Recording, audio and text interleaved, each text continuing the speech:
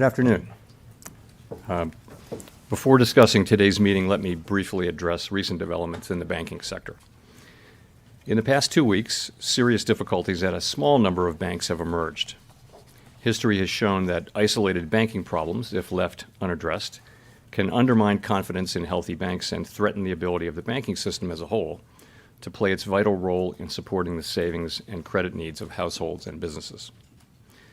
That is why, in response to these events, the Federal Reserve, working with the Treasury Department and the FDIC, took decisive actions to protect the U.S. economy and to strengthen public confidence in our banking system.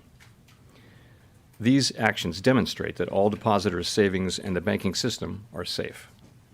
With the support of the Treasury, the Federal Reserve Board created the Bank Term Funding Program to ensure that banks that hold safe and liquid assets can, if needed, borrow reserves against those assets at par.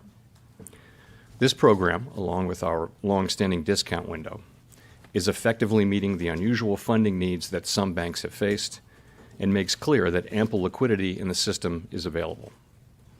Our banking system is sound and resilient with strong capital and liquidity.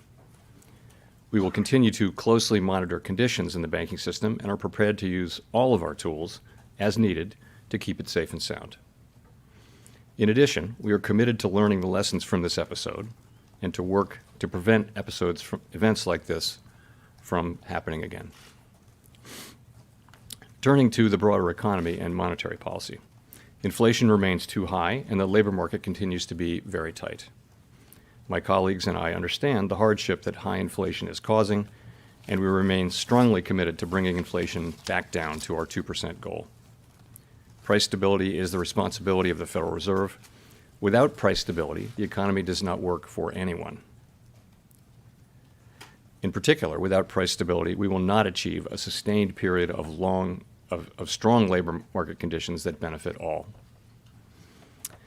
The U.S. economy slowed significantly last year, with real GDP rising at a below-trend pace of 0.9%. Consumer spending appears to have picked up this quarter, although some of that strength may reflect the effects of swings in the weather across the turn of the year. In contrast, activity in the housing sector remains weak, largely reflecting higher mortgage rates. Higher interest rates and slower output growth also appear to be weighing on business fixed investment. Committee participants generally expect subdued growth to continue. As shown in our summary of economic projections, the median projection for real GDP growth stands at just 0.4% this year and 1.2% next year, well below the median estimate of the longer-run normal growth rate. And nearly all participants see the risks to GDP growth as weighted to the downside. Yet the labor market remains extremely tight. Job gains have picked up in recent months, with employment rising by an average of 351,000 jobs per month over the last 3 months. The unemployment rate remained low in February at 3.6%. The labor force participation rate has edged up in recent months, and wage growth has shown some signs of easing. However, with job vacancies still very high, labor demand substantially exceeds the supply of available workers. FOMC participants expect supply and demand conditions in the labor market to come into better balance over time, easing upward pressures on wages and prices. The median unemployment rate projection in the SEP rises to 4.5% at the end of this year and 4.6% at the end of next year. Inflation remains well above our longer-run goal of 2%. Over the 12 months ending in January, total PCE prices rose 5.4%, excluding the volatile food and energy categories.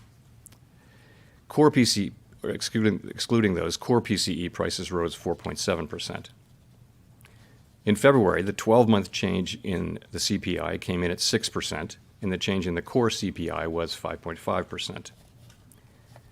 Inflation has moderated somewhat since the middle of last year, but the strength of these recent readings indicates that inflation pressures continue to run high. The median projection in the SEP for total PCE inflation is 3.3% for this year, 2.5% next year, and 2.1% in 2025. The process of getting inflation back down to 2% has a long way to go and is likely to be bumpy. Despite elevated inflation, longer-term inflation expectations appear to remain well anchored, as reflected in a broad range of surveys of households, businesses, and forecasters, as well as measures from financial markets. The Fed's monetary policy actions are guided by our mandate to promote maximum employment and stable prices for the American people. My colleagues and I are acutely aware that high inflation imposes significant hardship as it erodes purchasing power, especially for those least able to meet the higher costs of essentials like food, housing, and transportation. We are highly attentive to the risks that high inflation poses to both sides of our mandate, and we are strongly committed to returning inflation to our 2% objective. At today's meeting, the committee raised the target range for the federal funds rate by a quarter percentage point, bringing the target range to 4.75% to 5%. And we are continuing the process of significantly reducing our securities holdings. Since our previous FOMC meeting, economic indicators have generally come in stronger than expected, demonstrating greater momentum in economic activity and inflation. We believe, however, that events in the banking system over the past 2 weeks are likely to result in tighter credit conditions for households and businesses, which would in turn affect economic outcomes. It is too soon to determine the extent of these effects, and therefore too soon to tell how monetary policy should respond. As a result, we no longer state that we anticipate that ongoing rate increases will be appropriate to quell inflation. Instead, we now anticipate that some additional policy firming may be appropriate. We will closely monitor incoming data and carefully assess the actual and expected effects of tighter credit conditions on economic activity, the labor market, and inflation. And our policy decisions will reflect that assessment. In our SEP, each FOMC participant wrote down an appropriate path for the federal funds rate based on what that participant judges to be the most likely scenario going forward. If the economy evolves as projected, the median participant projects that the appropriate level of the federal funds rate will be 5.1% at the end of this year, 4.3% at the end of 2024, and 3.1% at the end of 2025. These are little changed from our December projections, reflecting offsetting factors. These projections are not a committee decision or plan. If the economy does not evolve as projected, the path for policy will adjust as appropriate to foster our maximum employment and price stability goals. We will continue to make our decisions meeting by meeting based on the totality of the incoming data and their implications for the outlook for economic activity and inflation. We remain committed to bringing inflation back down to our 2% goal and to keep longer-term inflation expectations well anchored. Reducing inflation is likely to require a period of below-trend growth and some softening in labor market conditions. Restoring price stability is essential to set the stage for achieving maximum employment and stable prices over the longer run. To conclude, we understand that our actions affect communities, families, and businesses across the country. Everything we do is in service to our public mission. We at the Fed will do everything we can to achieve our maximum employment and price stability goals. Thank you. I look forward to your questions. Thank you. Colby Smith with the Financial Times. How confident is the committee that the recent stress that we've seen and you've alluded to is contained at this point, and that deposit flight among mid-sized lenders in particular has ceased? Thanks. So I guess our view is that the banking system is sound and it's resilient. It's got strong capital and liquidity. We took powerful actions with Treasury and the FDIC, which demonstrate that all depositors' savings are safe and that the banking system is safe. Deposit flows in the banking system have stabilized over the last week. And the last thing I'll say is that we're undertaking a thorough internal review that will identify where we can strengthen supervision and regulation. Okay, just a quick follow-up. I mean, given all of the stress and the uncertainty that you've also alluded to in the statement, how seriously was a pause considered for this meeting? So we did consider that in the days running up to the meeting, and you see the decision that we made, which I'll say a couple things about. First, it was supported by a very strong consensus, and I'll be happy to explain why. And really it is that the intermeeting data on inflation and the labor market came in stronger than expected. And really before the recent events, we were clearly on track to continue with ongoing rate hikes. In fact, as of a couple of weeks ago, it looked like we'd need to raise rates over the course of the year more than we'd expected at the time of the SCP in December, the time of the December meeting. We are committed to restoring price stability, and all of the evidence says that the public has confidence that we will do so, that we'll bring inflation down to 2% over time. It is important that we sustain that confidence with our actions as well as our words. So we also assess, as I mentioned, that the events of the last 2 weeks are likely to result in some tightening of credit conditions for households and businesses, and thereby weigh on demand, on the labor market, and on inflation. Such a tightening in financial conditions would work in the same direction as rate tightening. In principle, as a matter of fact, you can think of it as being the equivalent of a rate hike, or perhaps more than that. Of course, it's not possible to make that assessment today with any precision whatsoever. So our decision was to move ahead with a 25 basis point hike and to change our guidance, as I mentioned, from ongoing hikes to some additional hikes some policy firming may be appropriate. So going forward, as I mentioned, in assessing the need for further hikes, we'll be focused, as always, on the incoming data and the evolving outlook, and in particular on our assessment of the actual and expected effects of credit tightening.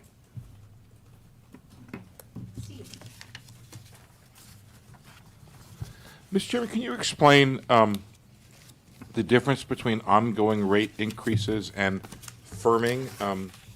Does firming imply a rate increase per se, or could policy firm without you increasing rates? No, I think it's meant to refer to our policy rate. Really, I would focus on the words may and some, as opposed to ongoing.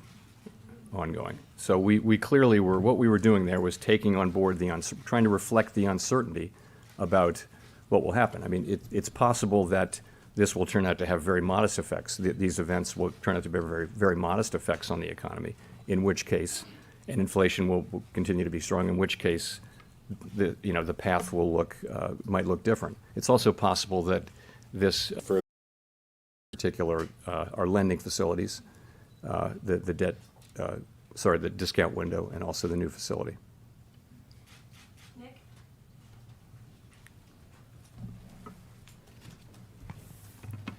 Nick Timmeros of the Wall Street Journal. Chair Powell, in your testimony 2 weeks ago, you had indicated you thought the terminal rate would be higher. Obviously, that was before the stress in the banking sector. And I realize there's a lot of uncertainty, but can you explain at all to what extent your forecasts or those of your colleagues or those of the board staff incorporated today a material tightening of credit availability because of the stress in the banking sector, or are you waiting to see it in the data before you incorporate that potential tightening into your forecasts? So, we've just come from an FOMC meeting, and, the people who write the minutes will be very carefully counting, but I'll tell you what I heard. What I heard was a significant number of people saying that they anticipated there would be some tightening of credit conditions, and that would really have the same effects as our policies do, and that therefore they were including that in their assessment, and that if that did turn out not to be the case, that in principle you'd need more rate hikes. So some people did reflect that in their SCP forecasts. I think there may also just have been, remember, this is 12 days ago. We're trying to assess something that just is so recent, and it's very difficult. There's so much uncertainty. So December was a good place to start, and we wound up with very similar outcomes for December. And in a way, the data in the first part, the first 5 weeks of the intermeeting period, pointed to stronger inflation and stronger labor market. So that pointed to higher rates, and then this latter part, kind of the possibility of credit conditions tightening, really offset that effectively. To follow up, have you considered at all whether your primary tool, the funds rate, is going to be enough to sustain the kind of tighter financial conditions that you believe will be necessary without doing significant damage to the banking sector? Have you, for example, considered changing reserve requirements, selling assets out of the system, open market account, as a way to better achieve tighter financial conditions that don't accelerate deposit erosion, for example, from banks? we know that we have other tools in effect, but no, we think our monetary policy tool works, and we think, many banks, our rate hikes were well telegraphed to the market, and many banks have managed to handle them. Victoria. Hi, Victoria Guida with Politico. I wanted to ask, you, along with the FDIC and the Treasury, the Fed Board decided to invoke the systemic risk exception to allow uninsured depositors to be protected at these two banks. And I was just wondering if you could speak to why that decision was made. Was it purely a confidence issue, or was there a concern that there would be some sort of economic contagion or financial contagion from the failure of these banks? The issue was really not about those specific banks, but about the risk of a contagion to other banks and to the financial markets more broadly. That was the issue. Okay, and then can you also, just to follow up, can you speak to the role that you will be playing in the Fed's internal investigation on its supervision and regulation? So Vice Chair Barr is of course leading that review, and he's responsible for it in his capacity as Vice Chair for Supervision. I realized right away that there was going to be a need for a review. I mean, the question we were all asking ourselves over that first weekend was, how did this happen? And what we did was early Monday morning we sat down and said, let's do this, and he was obviously going to lead it in his capacity. So I don't, my role was to announce it, and I get briefed on it, but I'm not involved in the work of it. Howard. Chair Powell, Howard Schneider from Reuters. So I want to go back to your February press conference. You mentioned the word disinflation, I believe, 9 or 10 times, a process that you felt was, I forget the word you used, but gratefully underway or something like that. Is disinflation still occurring in the U.S. today? Yes, I mean, what actually happened, Howard, was I got the question 12 times. So maybe it's a feature, not a bug. But yeah, absolutely absolutely the same. The story is intact. So it's really three parts, right? Goods inflation's been coming down now for 6 months. It's proceeding more slowly than we would have liked, but it's certainly proceeding. Housing services is really a matter of time passing. We continue to see the new leases being signed at much lower levels of inflation. So that's 44% of the core PCE index, where you've got a story that's ongoing. Where we didn't have in February, and we still don't have now, is a sign of progress in the non-housing services sector, and that is, that's just something that will have to come through softening demand, and perhaps some softening in labor market conditions. We don't see that yet, and that's of course 56% of the index. So the story is pretty much the same. I will say that the inflation data that we got, to your point, really pointed to stronger inflation. If I could follow up on that, I was curious why you don't see more coming from the credit crunch, because it seems to me that's something that you'd actually welcome to a degree and expect. And are you not seeing more coming from that because you don't know, or because you just don't want to have another round of wishful thinking? So it's really just a question of not knowing at this point. There's a great deal of literature on the connection between tighter credit conditions, economic activity, hiring, and inflation. Very large body of literature. The question is, how significant will this credit tightening be, and how sustained will it be? That's the issue, and we don't really see it yet. It's so people are making estimates. People are publishing estimates, and it's very kind of rule of thumb guesswork almost at this point. But we think it's potentially quite real, and that argues for being alert as we go forward, as we think about further rate hikes. For us, we'll be paying attention to the actual and expected effects from that. Gina. Hi, Chair Powell. Gina Smilik from the New York Times. Thank you for taking our questions. I wonder if you could talk a little bit, I know that you've got your internal review coming, but I wonder if you could talk a little bit about what you think happened with oversight at Silicon Valley Bank, and whether this suggests that something about regulation and supervision needs to actually change going forward. And I wonder, how can the American people have confidence that there aren't other weaknesses out there in the banking system, given that this one got missed, as you noted?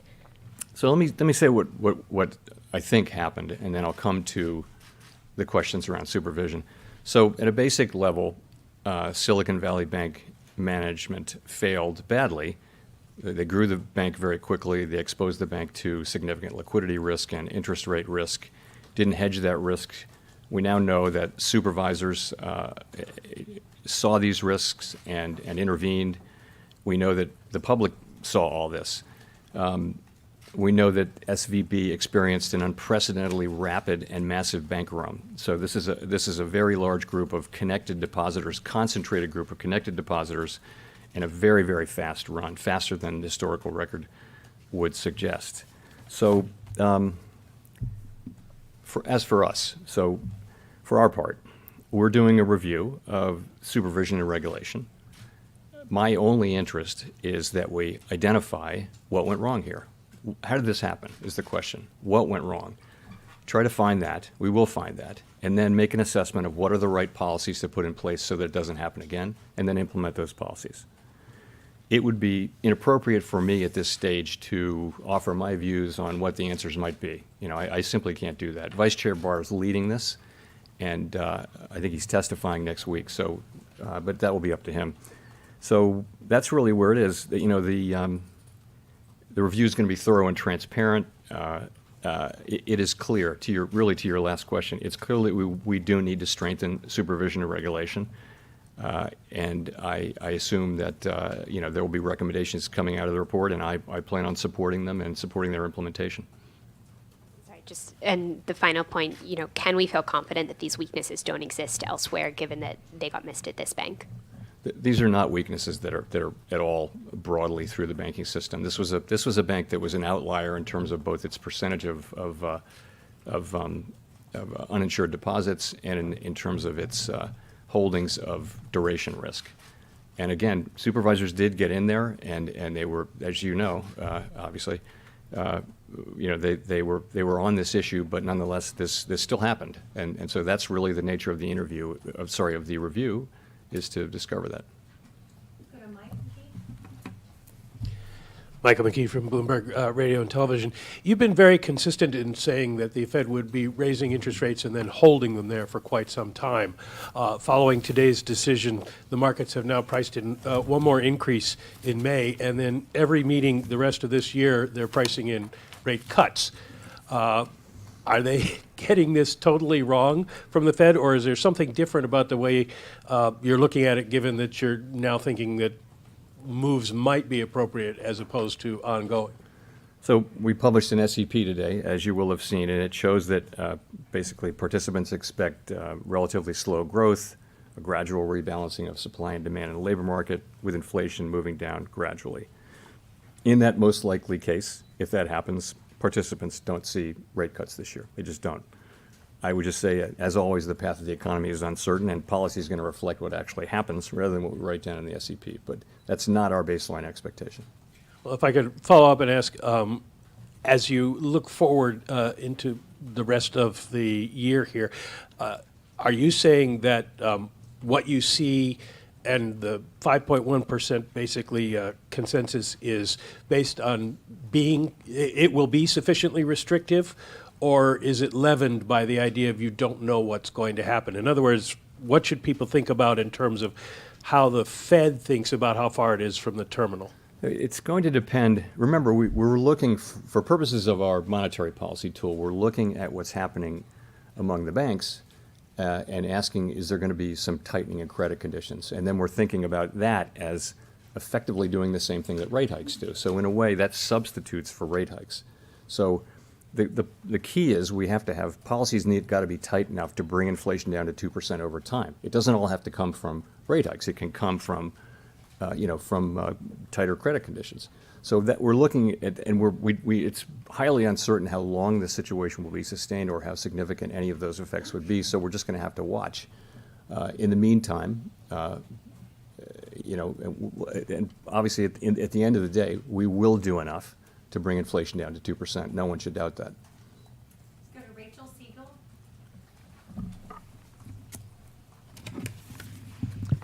Hi, Chair Powell. Rachel Siegel from the Washington Post. Thank you for taking our questions. I know we've talked a bit about how Silicon Valley Bank was unique to a certain sector of the economy, but there's also growing concern that there are financial stability risks from the commercial real estate market and loans that will begin to roll over later this year and next. and that smaller regional banks also disproportionately hold those loans. Is there a risk that could mimic the kind of what we saw with SVB to banks that disproportionately are focused in commercial real estate? So, we're well aware of the concentrations people have in commercial real estate. I really don't think it's comparable to this. The banking system is strong, it is sound, it is resilient, it's well capitalized, and I really don't see that as at all analogous to this. And one other question, would you be open to an independent investigation separate from the Fed's probe? I welcome.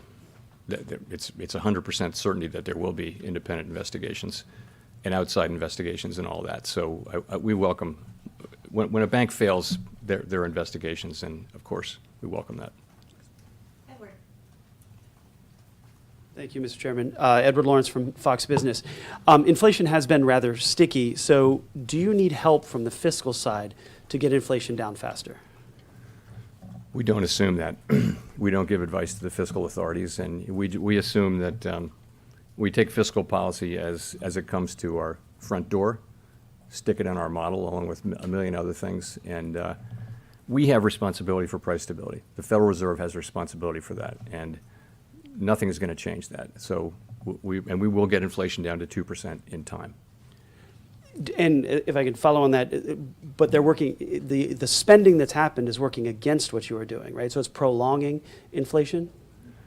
If you have to look at the impulse from spending, because spending was, of course, tremendously high during the pandemic, and then as the pandemic programs rolled off, spending actually came down. So the sort of fiscal impulse is actually not what's driving inflation right now. It was at the beginning, perhaps, part of what was driving inflation, but that's not really the story now.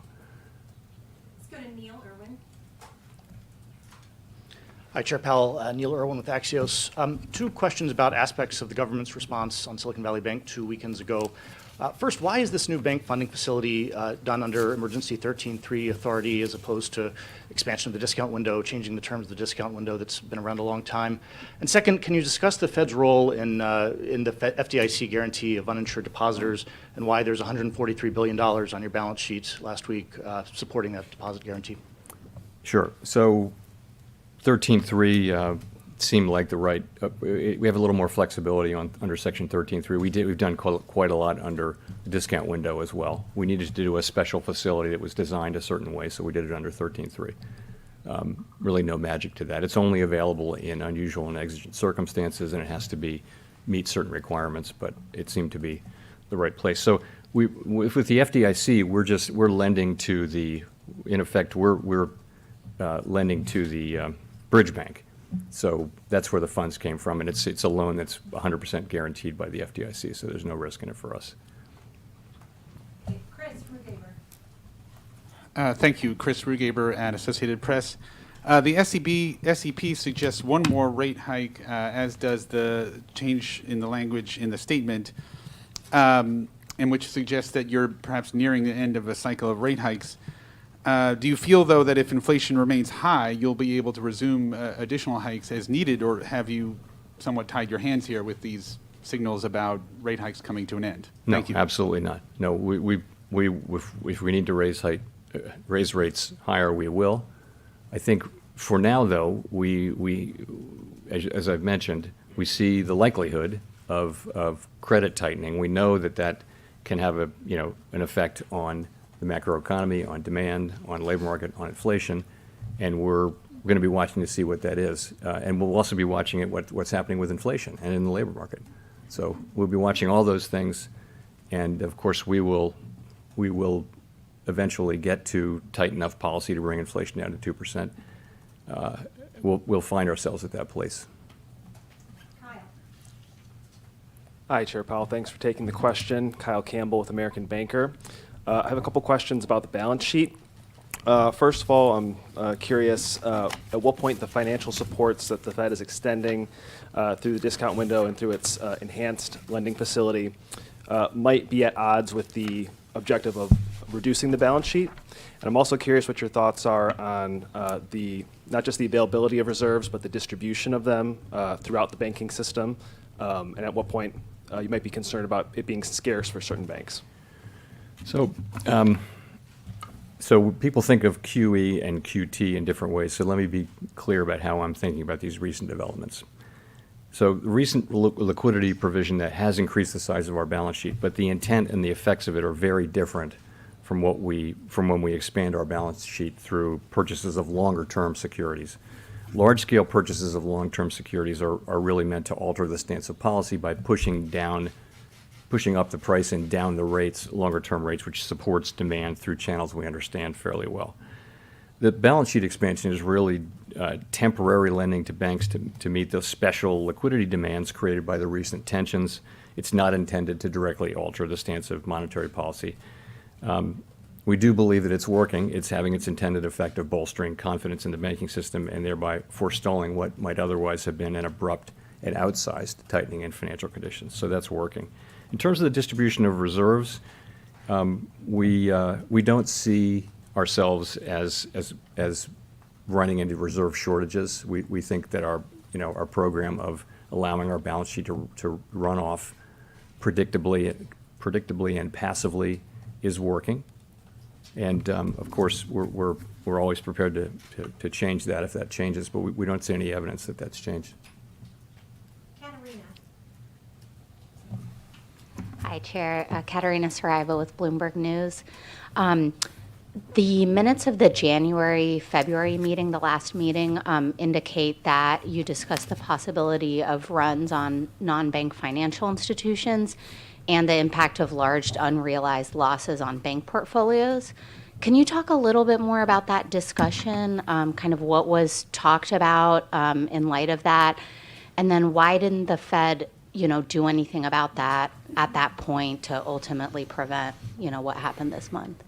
I mean, to be honest, I don't recall the specifics of that. It's been quite an interesting 7 weeks, but I will tell you though that there have been presentations about interest rate risk. I mean, it's been in all the newspapers. It's not a surprise that there are institutions that have had unhedged long positions in long duration securities that have lost value as longer term rates have gone up due to our rate increases. So that's not a surprise.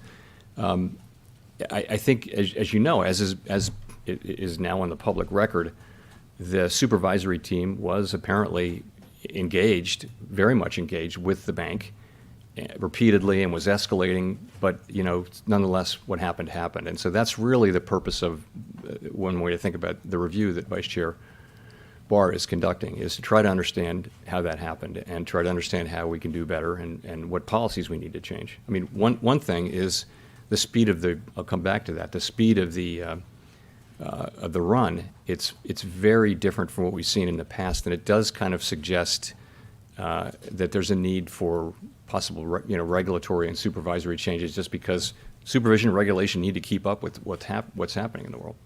Can you confirm whether or not the board knew about these escalations by the examiners in San Francisco? I will have to come back to you on that. Yeah, I don't know. Simon Urbanovich with The Economist. Thank you very much. Chair Powell, you've stated twice today that all depositors' savings in the banking system are safe. Are you saying that de facto deposit insurance covers all savings? Shouldn't Congress have a say in that? And just by way of example, if a bank with less than $1 billion in assets failed, are you promising to bail out all of its depositors? Thanks. Well, I'm not saying anything more than I'm saying. So, but what I'm saying is you've seen that we have the tools to protect depositors when there's a threat of serious harm to the economy or to the financial system, and we're prepared to use those tools.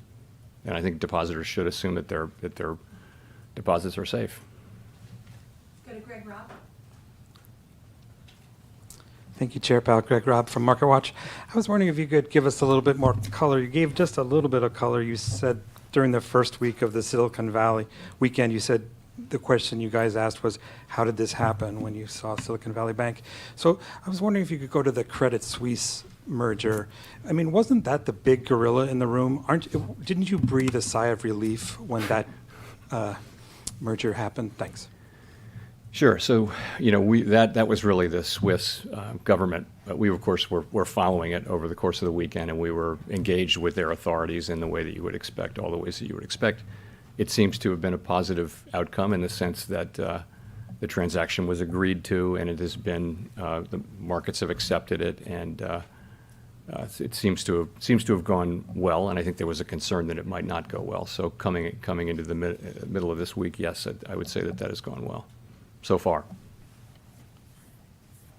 Nicole. Hi, thank you, Chair Powell. Nicole Goodkind with CNN Business. In the summary of economic projections, the FOMC sees the unemployment rate increasing to 4.5% this year. I'm wondering how you anticipate preventing this from snowballing while using the admittedly blunt tools at your disposal. So that's an estimate of what will happen as demand slows and as conditions soften in the labor market. And it's a highly uncertain estimate. And I mean, there's really, we have to bring inflation down to 2%. The costs of bringing it down, there are real costs to bring it down to 2%, but the costs of failing are much higher.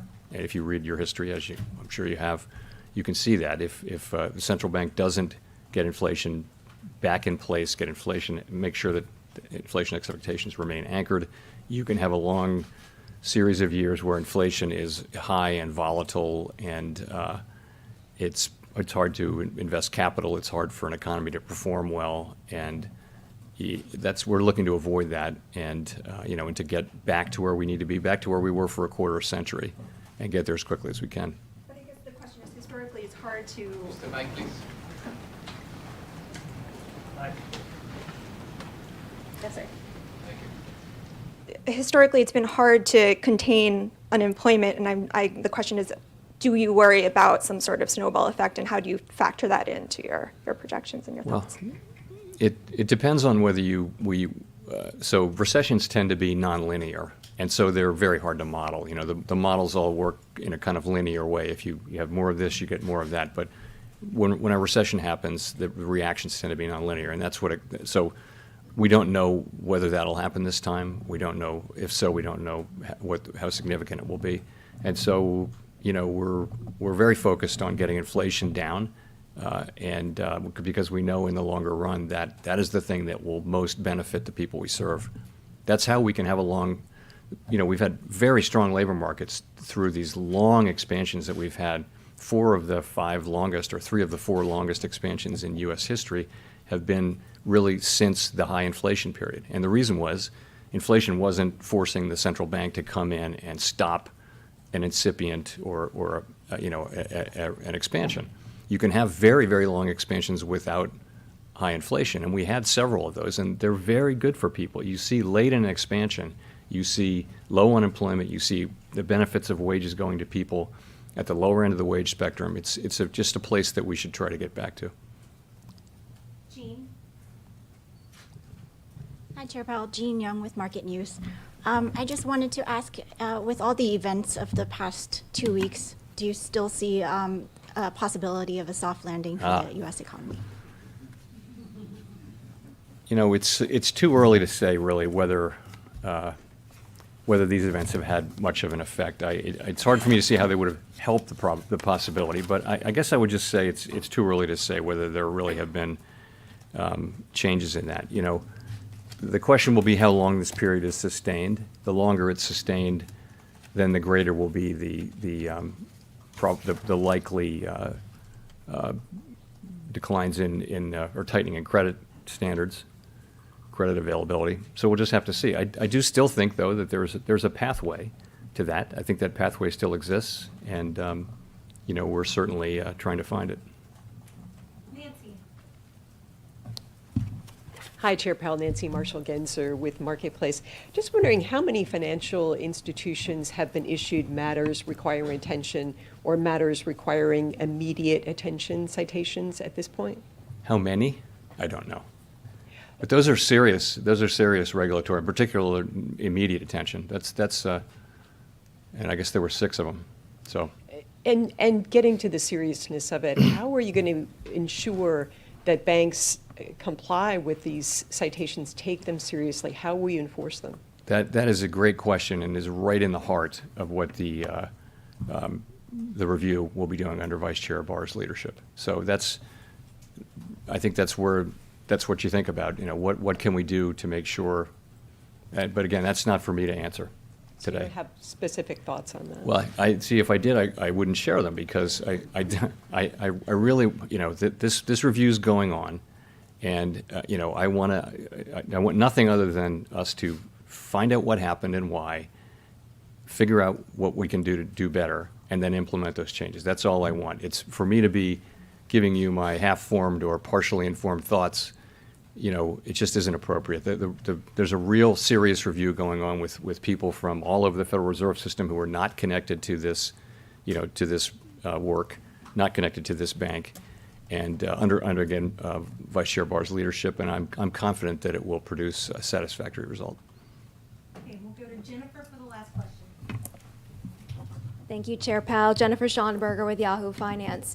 Curious, how do you view financial conditions right now? If credit becomes expensive enough, choking off growth, as you said you're watching for, would that situation warrant a rate cut? What situation would warrant a rate cut?